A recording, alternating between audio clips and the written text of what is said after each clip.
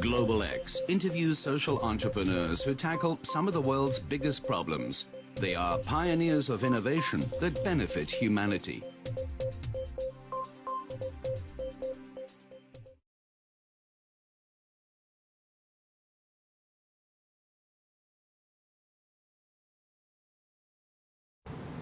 I am from Kano in northern Nigeria. I invent appropriate technologies for rural areas of the developing world using locally available raw materials.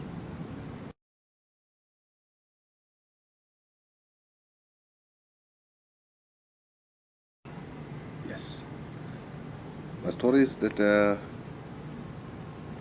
I was at one time working as a regional consultant for the United Nations Development Program in Dutse, Jigawa State, Nigeria. My duty is to go to the villages. Then the UNDP had what it called the Fourth Country Cycle Development Program, where it gave microcredit loans to farmers, village artisans, and women. Now, my responsibility there is to go and monitor and evaluate how effective these loans are being utilized, or these grants are being utilized. Now, in the process and in the villages, I saw a lot of things. One of the things I saw was the hardships suffered by farmers, where they produce a crop, but because these crops cannot be preserved, they easily get spoiled quickly.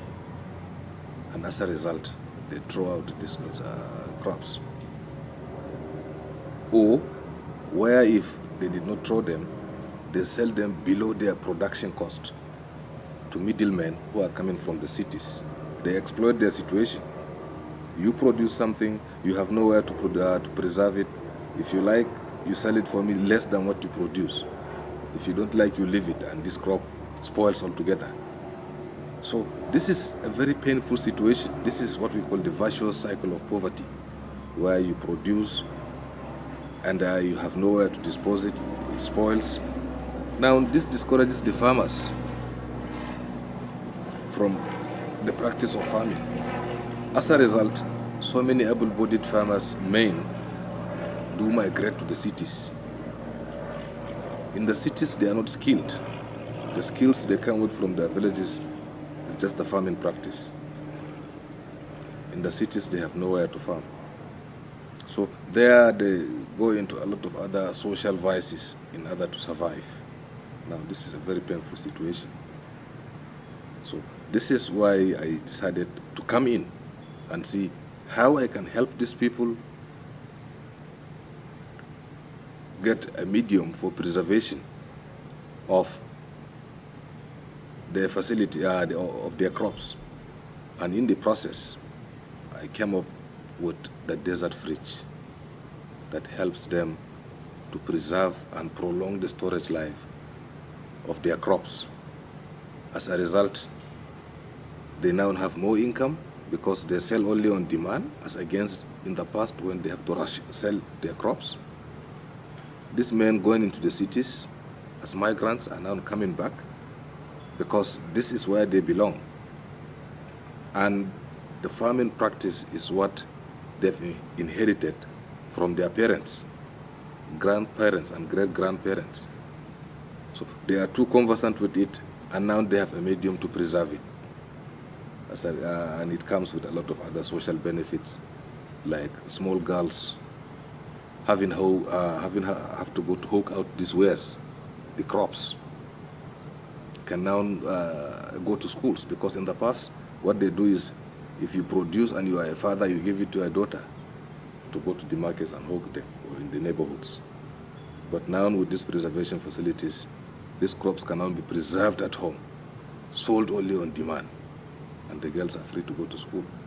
This gives a lot of enrollment ratios in schools, where you have more girls attending schools nowadays. The belief is that government should do everything. As a result, there is so much overdependence on government. I felt we all have obligations to mankind at large, which are not in consequence of any special voluntary pact, but rather they arise from the relationships of man to man and man to God. All of us, you can do it. Anybody can do it. But doing it at the appropriate time. We all have simple technologies that can move people ahead, where all this rudimentary infrastructure is not available. If you look around, you can come up with so many things that can help alleviate the lives of the poor. Don't forget, the poor are not educated. So, an education is a fundamental tool for turning around people's lives. So, but where if you think you as a person have some little bit of education, you can in one way or the other impact people's lives. That's why I decided to do it.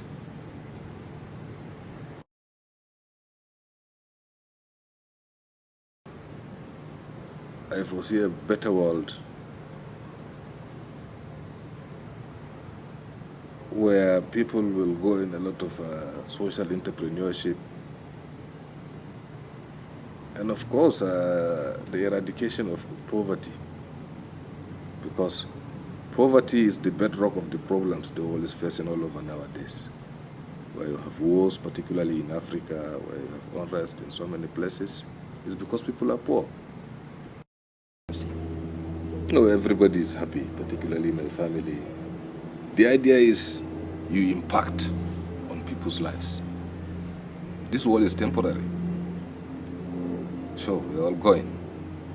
But God created us and gave us everything. The hand, the mouth, the eyes, the ear to listen and talk.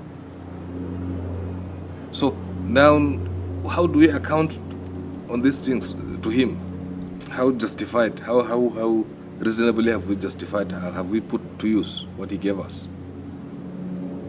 So now that I am doing this, certainly everybody is happy. And it's an example. As a result of what I am doing, so many people are coming up with so many other things. Because in the past, the break is not there. I gave the break. Now so many other people are flocking in as a result.